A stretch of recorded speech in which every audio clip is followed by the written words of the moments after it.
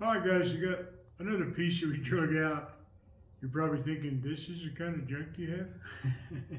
Yeah, these are the treasures. So, this is an iron octopus. No, just kidding. It's what I was told is called a Guyline. It's for logging. It's a logging Guyline. Okay, this one's all forged. It's way old. A friend of mine, Jim, gave it to me because I looked at it and thought, well, that's so neat. You know, that was an old logging Guyline is what they call them. It has 4 cables. There's 4 points here. All these pieces are forged. You can tell some of them are, most of them are wrought iron. You can see some of them are split.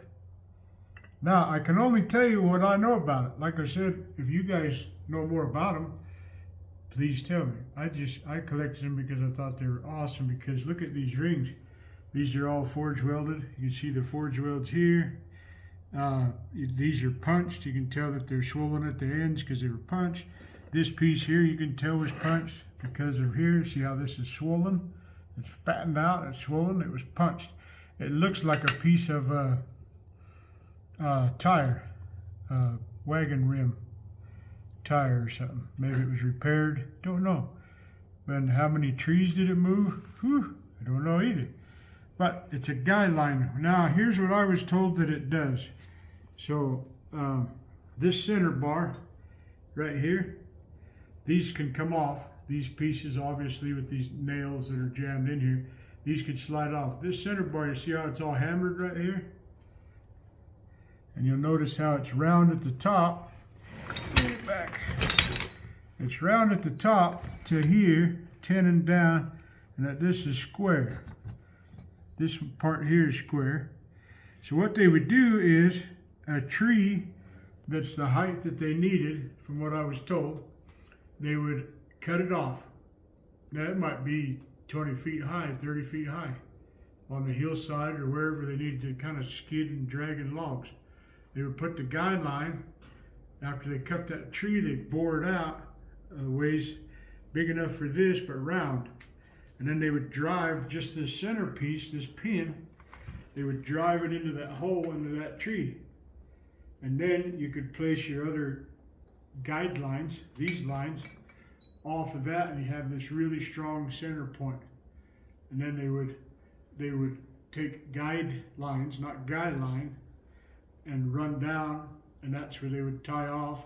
So it gave you a real strong center point for your other cables to come down, and then they would kind of skid those logs, cable the logs.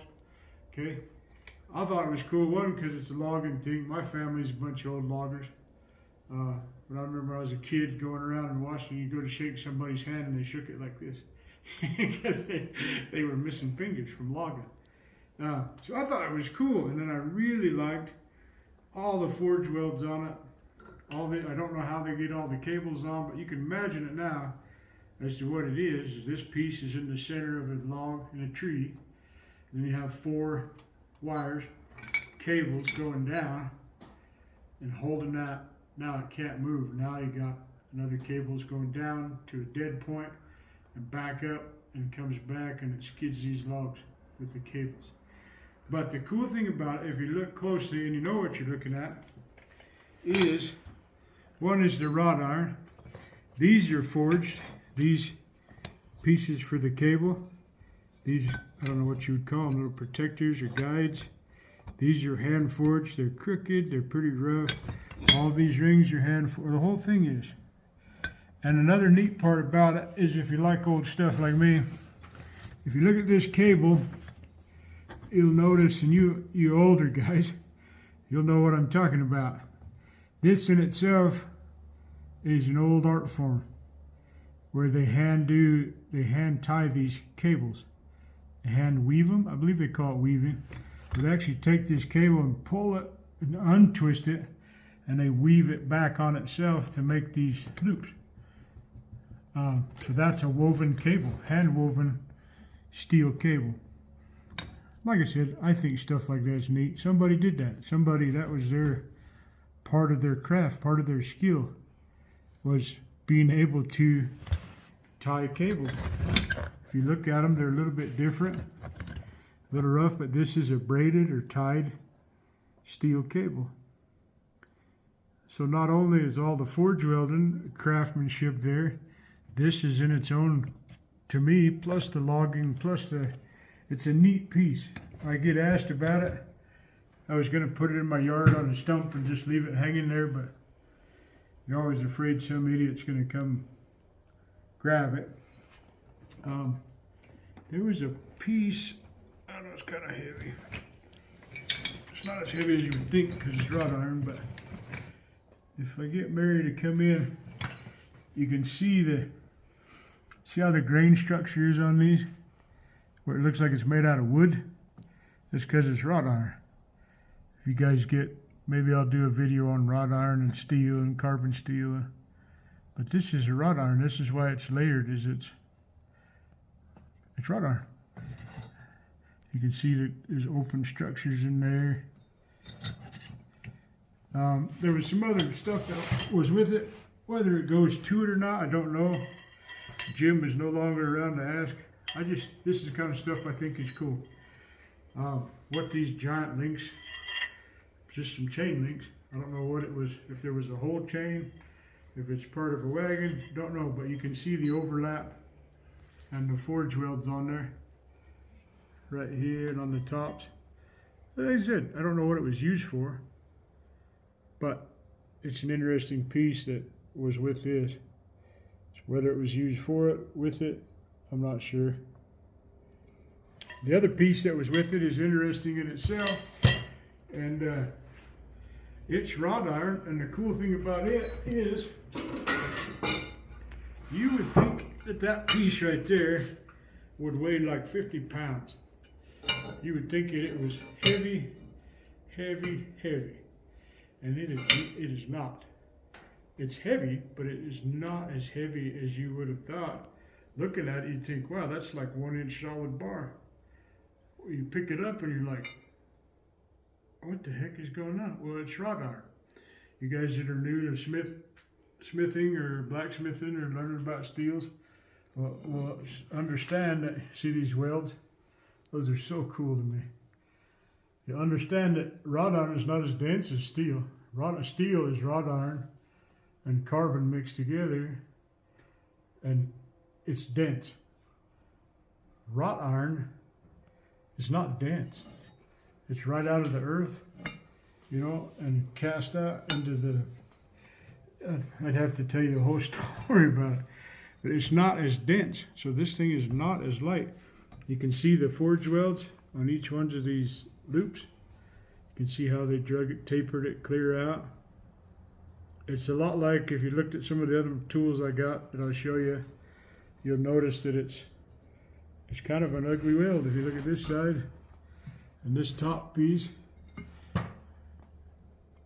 you know, you can see the weld on it, but the bar itself has a distinct tone to it.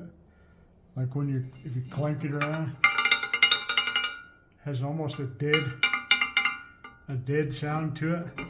I thought there was part of it that was ripping apart, where you could see the grain structure. Right here you can see some of it. See how this one's actually slipping apart?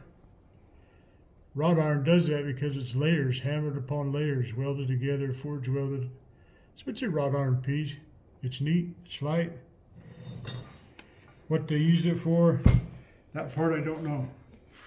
But these giant forge welds, it's cracked here. You know, it just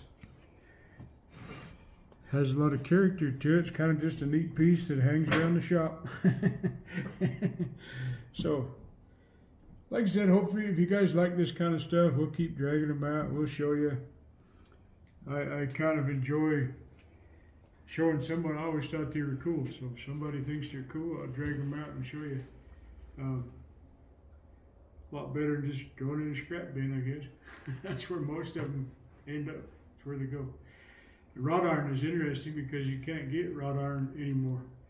If you want wrought iron, or you wanted to make something out of wrought iron in your shop, you have to take an old wrought iron piece and make it out of this. You can't just go buy wrought iron. You got to use wagon pieces. You got to use old stuff like this. You got to cut up treasures. Don't cut up treasures. This is something already broke. Cut it up. But so hopefully you enjoyed it. Hope you guys like it.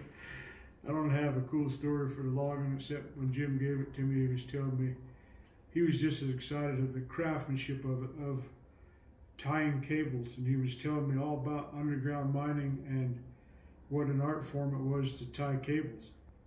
And then all the blacksmith stuff, he knew I'd be interested in all the forging and punching and wrought iron and pieces and these loops and chains and hooks, and so it's a neat piece.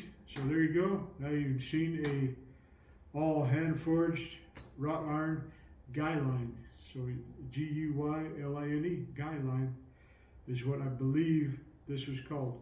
And you guys go ahead and comment if you know about it, you got a story about it, you used one, know someone that used one, know someone that likes logging stuff. They'd probably be able to tell us more, and I'd love to hear it. I enjoy stuff like that. So on to the next, huh? Thank you guys. Let's go.